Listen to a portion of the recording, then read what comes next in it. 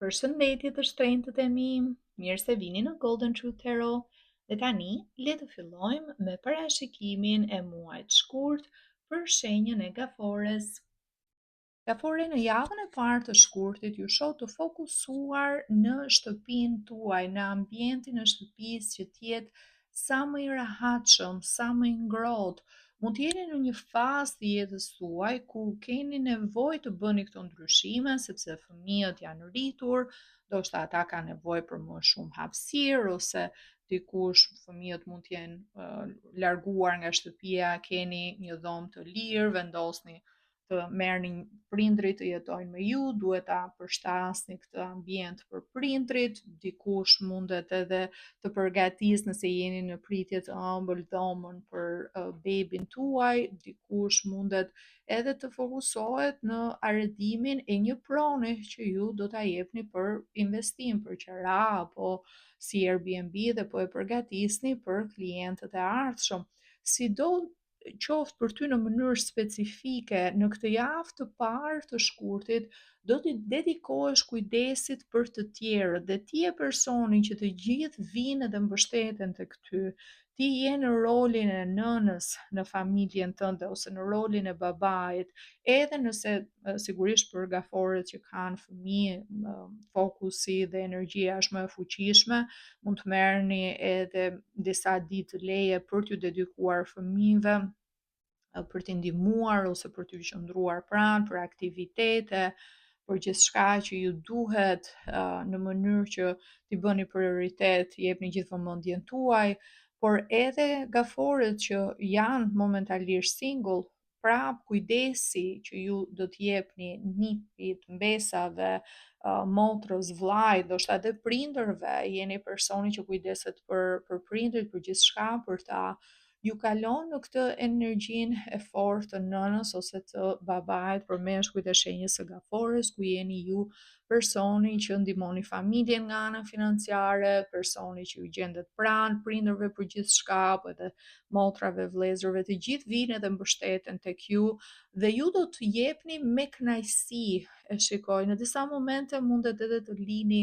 veten tuaj mbasdore, por merrni satisfaksion, ndjeni mirë kur të tjerët, kur anëtarët e familjes tuaj janë mirë, ju vetë ndjeni të plotësuar dhe ndjeni të kënaqur. Kjo është një javë shumë pozitive ku nga ana emocionale ju shoh të lumtur dhe do të shpërbleheni. Zoti i Universit do ta kthejë atë mirësi që ju do të bëni, menjëherë do ta kthej në bekim për ju. Ju shikoj mirë nga ana financiare, gjithçka që ju do të prekni në këtë javë do të kthehet në ar, në flori, do të keni një mbarësi të jashtëzakonshme sepse ajo dëshira për të bërë mirë do të jetë kaq e sinqertë ndaj të tjerëve sa do të kthehet në mirësi edhe për ju, Gafore.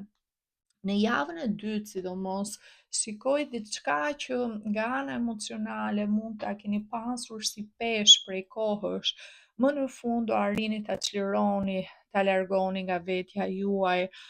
Kjo është diçka që ka të bëjë me të shkuarën, diçka që mund t'ju ketë mbetur peng për një kohë, diçka që e keni vuajtur. Shikoj një situatë për disa gafore që ka të bëjë me një dashuri të kaluar, me një person që ju ka lënduar, me një çështje tradhtie ose me një ndarje që ka qenë e vështirë, mund ta keni mbajtur për një kohë të gjatë. Gaforet kur përfshihen emocionalisht përfshihen shumë dhe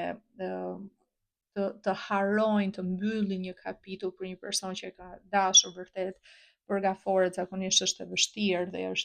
janë një shenja që e mbani mend dashurinë e vjetër dhe e mbani personin në zemër. Në momentin që futet aty në zemrën tuaj është vështirë që ju ta largoni, po do të kuptoni që gjithçka ka ndodhur për një arsye dhe jeni në një fazë gafore që do të krijoni një njohje tjetër, sidomos për gaforet që janë single edhe që kanë këtë situatën e vuajtjes për një kohë të gjatë. Sepse kjo njohje e re në jetën tuaj do të jetë personi i duhur, do të gjeni dashurinë mbas një tradhtie, mbas një zhgënjimi, mbas një situate të vështirë. Nëse jeni në një raport dashurie të konsoliduar dhe diçka ju ka mbetur peng, ju të dy ndoshta si çift mund t'ju ketë mbetur peng që nuk keni arritur të bëni dasëm apo nuk keni arritur të bëni pushime muaj mjalti apo diçka tjetër që ka qenë ndoshta një dëshirë e juaja, do të kuptoni që ndoshta momenti s'ka qenë i dur dhe atë dëshirë do të mund ta realizoni gjatë shkurtit ose duke filluar në 2026-ën, ajo gjë që ju ka mbetur pa realizuar, mund të filloni dhe të bëni plane për ta bërë realitet. Sidoqoftë jeni më mirë, është shoh një breng që ju hiqet në javën e dytë të shkurtit. Kurse java e tretë do të jetë një javë mjaft pozitive, një javë ku do të filloj sigurisht me eklipsin e hënës së re në ujor, që është një energji e ftohtë, është një energji analitike, sidomos për gaforet, ju ndihmon, ju kalon nga ajo pjesa e anës emocionale të parit të gjërave në pjesën e llogarive, të bërit gjërat më me plan, më me llogari për të ardhmen, por shikoj një sukses, shikoj një realizim që do të vi për ju, gafore. Sidomos gaforet që kanë lindur në vitin e kalit janë shumë të favorizuara. Pse? Sepse ju keni akoma Jupiterin, planetin e fatit, të bollokut dhe të zgjerimit, është në shenjën tuaj. Përveç kësaj, me datë 17 shkurt, fillon edhe viti i kalit dhe viti i ri sipas astrologjisë kineze, sipas vitit kinez që bëhet llogaria bazuar tek cikli i hënës, jo tek cikli i diellit, siç është në astrologjinë perëndimore. Pra në të dyja këndvështrimet, në të dy llojet e llogarive në bazë të astrologjisë lindore dhe perëndimore, data 17 për gaforet, veçanërisht gaforet e lindura në vitin e kalit, sjell një sukses, sjell një realizim të madh. Energjia e yllit më thotë që ju do të shkëlqeni në atë javë, në javën e tretë, do të arrini një sukses të madh, do arrini diçka që ju e keni dashur, diçka që ka qenë një plan, ka qenë një synim juaj që do të bëhet realitet, dhe diçka që do t'ju sjell shumë krenari dhe do t'ju hap dyer dhe mundësi të reja. Mundet për gaforet që punojnë online, gaforet që punojnë me rrjetet sociale, gaforet që janë përpara një audience, mundet të shikoni një rritje të klientelës, mundet që një nga videot tuaja që postoni mund të bëhet virale, mund të shikoni më shumë ndjekës në rrjetet sociale, shumë më tepër punë, do jetë mjaft pozitive në këtë drejtim. Përveç kësaj edhe ju vetë do ndjeni më me energji, më të motivuar për këtë cikël të ardhshëm. Dhe java më pas e fundit do të jetë një javë ku nga ana shëndetësore mund të ndodhë diçka që do t'ju duhet të bëni pushim, nuk do të jetë diçka serioze gafore, mund të jetë një grip, mund të jetë diçka sezonale, diçka që do t'ju duhet të pushoni, do t'ju duhet të qetësoheni, mund duhet të bëni edhe një kontroll, analiza, pra do duket sikur do ta ul pak ritmin, sikur vetë jeta, Zoti, universi do t'ju thotë ule pak ritmin, kujdesu për veten fizikisht, bëje veten prioritet, sepse ju thash që në javën e parë ti je personi që bën për të gjithë, ti je ajo figura e nënës dhe e babait, ajo figura e personit e shtyllës së familjes që i mban të gjithë, i ndihmon të gjithë, bën për të gjithë, deri në pikën që e lë veten tënde shumë bazdore dhe kjo do duket fizikisht në nivelin e energjisë që ti ke gjatë javës së fundit, me një rënje imuniteti, thash mund të jetë një virozë sezonale për diçka,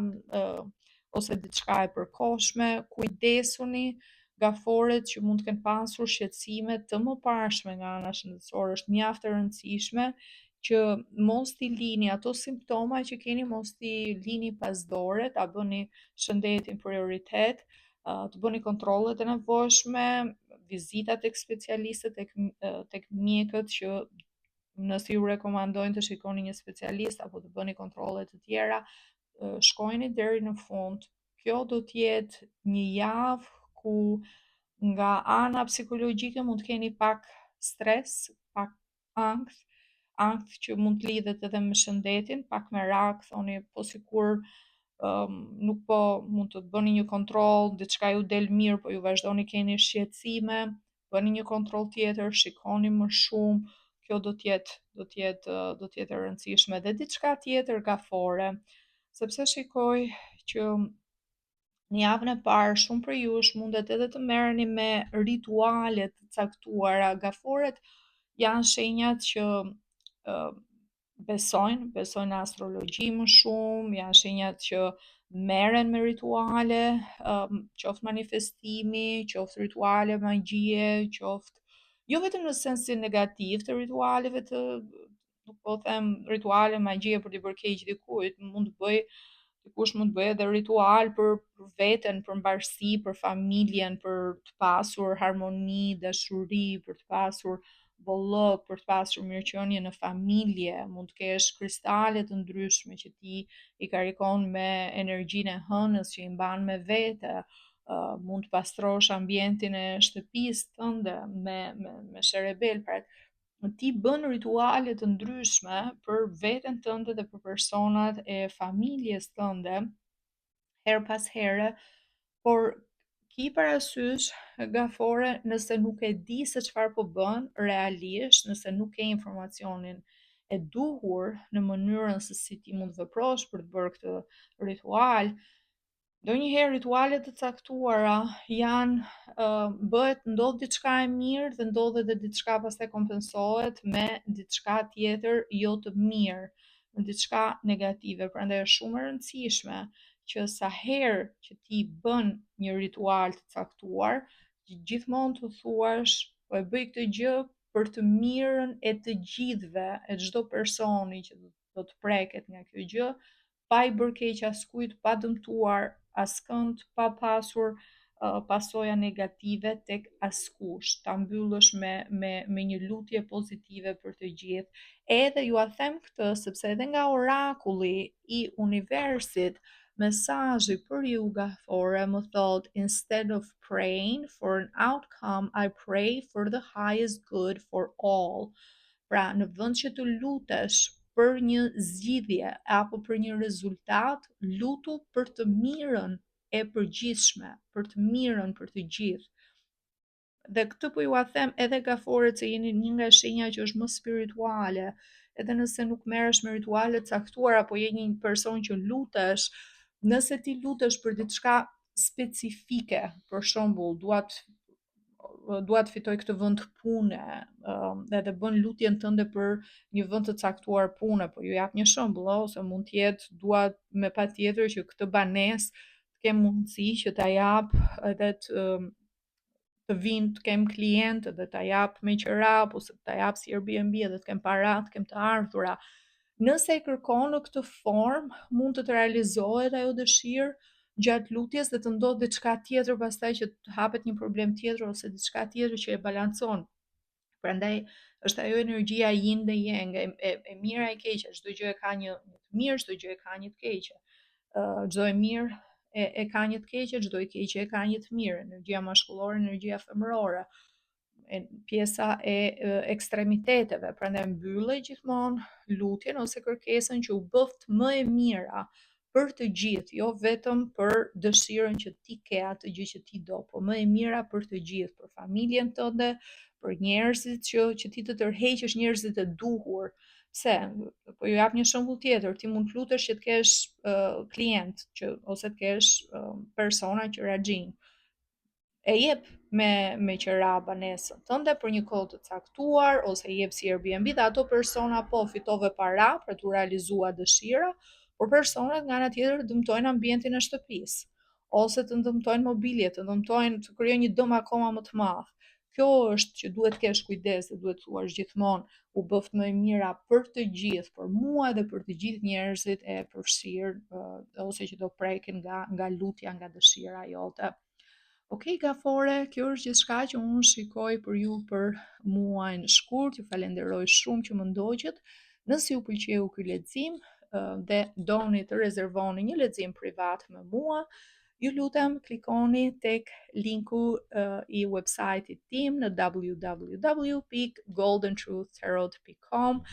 Linkun mund ta gjeni këtu poshtë tek video dhe tek përshkrimi. Ju uroj gjithë të mira dhe bashkë të dëgjohemi në videot e ardhshme. Miru pafshim!